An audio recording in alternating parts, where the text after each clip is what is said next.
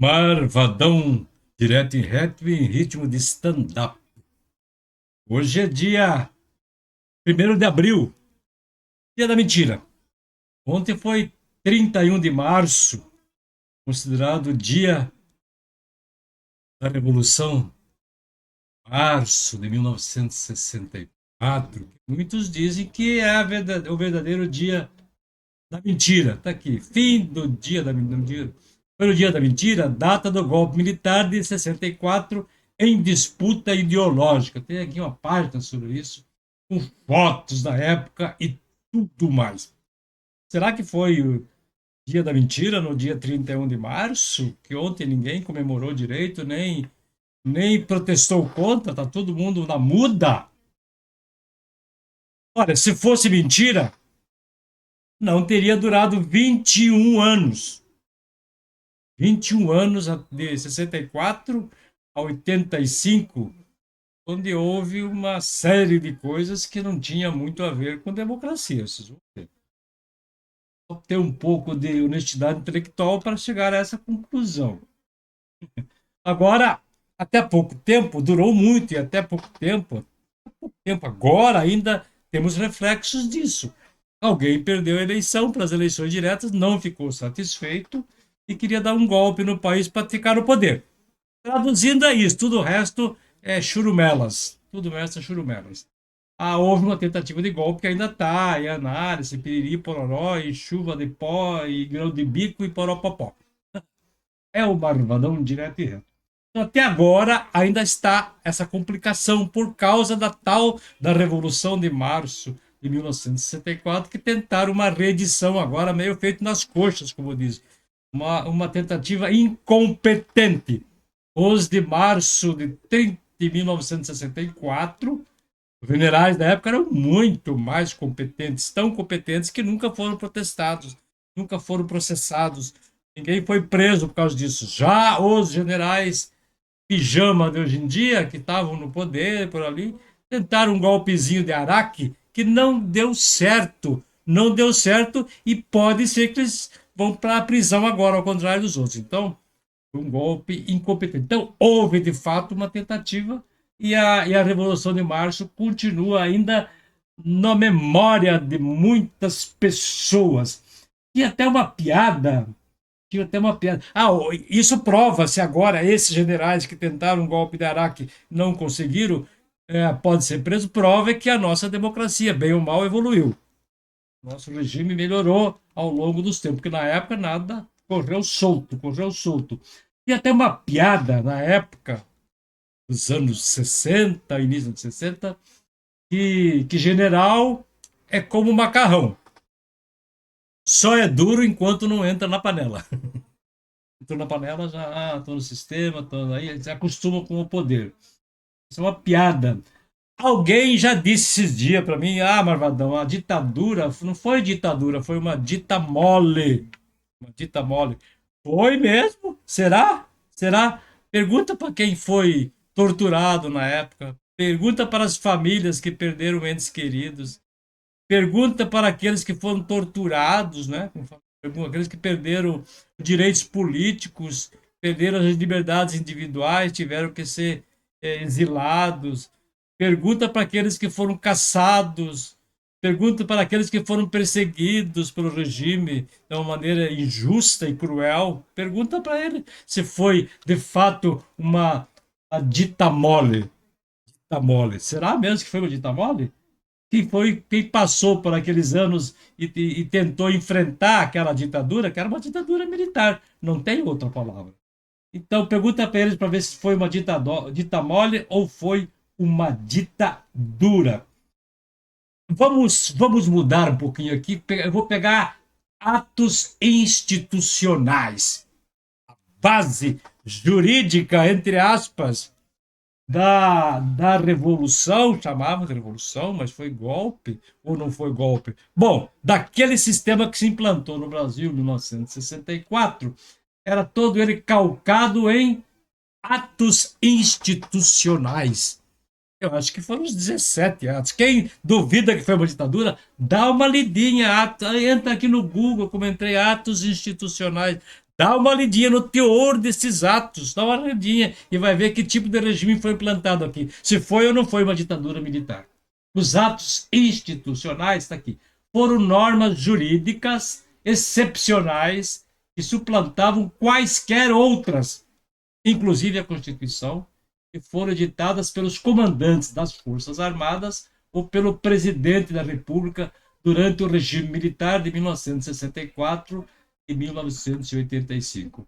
Principalmente nos anos 60, esses atos foram evoluindo um depois do outro, cada um completando o outro e tornando o regime mais fechado. Menos liberdade, menos democracia e mais tolimento da liberdade individual e outras. Nem habeas corpus as pessoas tinham direito, quer dizer, responder por um processo em liberdade. O presidente da República, o comando militar da República, não podia ser processado, não podia ser julgado pelo Supremo. Quer dizer, então a justiça, né? Justiça. O regime militar poderia fechar o Congresso. Quer dizer, então aquela coisa de pesos e contrapesos que o Congresso Nacional e o Tribunal e o Superior Tribunal Federal representam não existia. O presidente da República, o chefe do executivo, o comando militar, podia caçar quem quer que quisesse que tinha mandato público. Podia ser caçado, as pessoas podiam ter seus direitos políticos caçados. Então ninguém tinha segurança. E isso dava oportunidade para toda sorte de injustiças, de perseguições, de torturas e tudo aquilo mais que aconteceu. Não dá para encobrir isso aí, não dá para encobrir isso aí. Isso aconteceu de fato. Tem gente que gosta, tem saudade de chulé, de coturno, sei lá eu. Cada um é viciado no que quer. Mas esses atos, eles eram, tanto os atos institucionais, na sequência, acabaram com os partidos políticos todos. Só criaram dois. A Arena, que era o partido da situação, que estava dando suporte para o regime de ditadura militar, e o MDB, que acolhia todas as oposições. Mas achavam que o MDB não ia vingar, que não ia ter oposição, que o domínio era total e tal. Havia hegemonia do poder. Mas com o tempo o PMDB foi crescendo, crescendo, crescendo. E aí o regime achou por bem, espera um pouquinho, vamos estar crescendo muito, vamos dividir esse negócio, vamos dividir. Foi então que teve a ideia de abrir a oportunidade para se criasse o PT, para dividir o PMDB. Mas deu no que deu, não vou contar a história de novo aqui. As eleições eram indiretas, o presidente era eleito indiretamente. O governador do estado de São Paulo, por exemplo, era escolhido, era quase um novo interventor, quer dizer, era escolhido pelo regime de plantão. E assim vai. É o tempo em que o Médici, que colocou aquela frase, Brasil, ame-o ou deixe-o. Podia cortar um desses ossos pronomes, né, oblíquos. Brasil, ame ou deixe-o. Um exagero de pronome. A frase, bom, querer que eles usassem o português correto, se não era correto na justiça, é esperar demais, né? Para frente, Brasil, salve a seleção de 70 e todo mundo babava ovo. Foi a época daqueles grandes projetos de impacto para o Brasil que tanto impressionava. Até eu, na época, me impressionei, porque era um tolinho na época ainda, não era politicamente muito esclarecido. Então, havia o milagre brasileiro, o Brasil era um milagre, uma ilha de prosperidade no mundo. A Ponte Rio-Niterói, que era um projeto de impacto. Transamazônica, um projeto de impacto. Itaipu Binacional, um projeto de impacto. O Geisel, por outro lado, chegou a ser chamado que de esquerda, de comunista, sabe por quê? Porque ele estatizou um monte de coisa, criou um monte de estatais, então era reforçar o Estado e não o liberalismo que se pregava. Então, havia uma grande propaganda do Brasil para frente que as pessoas embarcavam tal, mas as coisas foram mudando. Tanto que o presidente Figueiredo, lembra do presidente Figueiredo? Ele lembrava um pouquinho o Bolsonaro, assim, na boca dura tal, né? Lembrava. Ele falava assim, eu prefiro o cheiro da cocheira dos cavalos com o cheiro dos cavalos que o cheiro do povo. Olha, o presidente fala isso. Mas mesmo assim, ele prometeu fazer uma distensão lenta e gradual. Quer dizer, aos poucos vamos devolver a liberdade, aos poucos vamos voltar os partidos, aos poucos vamos voltar com a democracia no Brasil. Tanto que parece que consta que ser da boca dele esta frase: hei de fazer do Brasil uma democracia, nem que seja na marra. Olha, isso seria uma democracia autoritária, né? Aliás, tentam achar que o regime de 64 era democracia, era uma ditadura democrática. Inconcebíveis os dois conceitos. Ou é ditadura ou não é. Quer dizer, não existe meia ditadura, ditadura meio mole, meia dura. Não existe meia gravidez, não existe meia virgindade.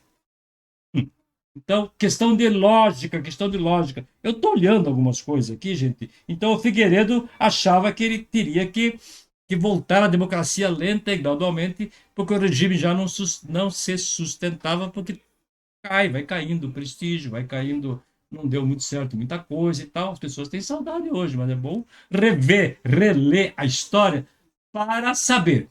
Eu tenho aqui, gente, uma matéria que fala um pouco de como foi o golpe. Olha a multidão que está aqui no Rio de Janeiro. Jango asilado no Paraguai, Lacerda propõe eleições imediatas. Então havia. E aqui, ó, fabulosa demonstração de repulsa ao comunismo. Olha quanta gente aqui. Na verdade, é um borrão. Porque na época não tinha foto digital, não tinha lentes especiais para se cobrir os atos públicos com nitidez, como se faz hoje em dia. Hoje em dia pode-se até um ato pequeno transformá-lo em enorme pela repetição, pela reprodução em computação gráfica do público presente. Mais de 1 milhão de pessoas na Marcha da Família com Deus e pela liberdade. Então, naquela época, era, em grande parte, as famílias católicas. Hoje, por ironia do destino, são as famílias evangélicas, em grande parte, que acabam apoiando, inclusive, que o regime do Brasil volte a ser um regime militar para que o Lula seja expulso do poder. Toda essa é uma polêmica. Então, a história, comparar a história é uma maravilha. A história é uma ótima mestra, uma ótima mestra. Pena que nós sejamos tão péssimos alunos que não aprendemos com os erros do passado. Agora, tem mais coisa aqui daí, pensa. Vitorioso movimento democrático. Movimento democrático. O Estadão, jornal Estado de São Paulo, chamou o golpe militar de movimento democrático. Isso no primeiro momento, quando ele percebeu os atos institucionais que iam tirando todas as liberdades individuais e tudo mais, era um pouco. O Estadão se mobilizou contra, passou a criticar o regime. Daí o regime reagiu e começou a exercer uma forte censura sobre o Estadão. Foi aquela época que o Estadão, sempre que se cortava um trecho de alguma reportagem ou uma matéria inteira, o Estadão publicava no lugar receitas de bolo. Olha que reação bem-humorada. Isso é uma coisa muito legal, né? Já que não podia contestar diretamente por autocensura ou por censura presente na própria redação do jornal, o Estadão passou a publicar receitas de bolo na primeira página, política, notícias sérias. Muito criativo, quer dizer, ironicamente, todo mundo percebeu que aquela matéria estava sendo censurada. Empossado Mazzilli na presidência, transitão. Castelo Branco adverte os comandos. Então, há toda uma história política que as capas dos jornais refletem. É interessante que quase toda a imprensa nacional, jornais, rádios, estavam a favor do golpe. Todos, e como se fosse a coisa mais natural do mundo, dar um golpe. Vamos dar um golpe. A democracia é outro estágio da democracia. Todos. Em Sorocaba também os jornais apoiavam abertamente o golpe. Agora as pessoas estranham. Pô, o jornal de Sorocaba tratou os que ficavam diante dos quartéis cantando para pneus, são os novos heróis, são esses patriotas de plantão para garantir a democracia, pedindo regime militar. Olha, a gente estranha isso aí, mas aconteceu muito pior no passado, gente.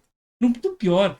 Quase toda a imprensa foi omissa ou foi solidária ao golpe. Não só a imprensa, parte da igreja, parte das empresários, grande parte dos empresários, das instituições, da população como um todo. Então, os próprios deputados, aqueles que tinham o seu mandato prejudicado, eram favoráveis a tudo aquilo, talvez por masoquismo político.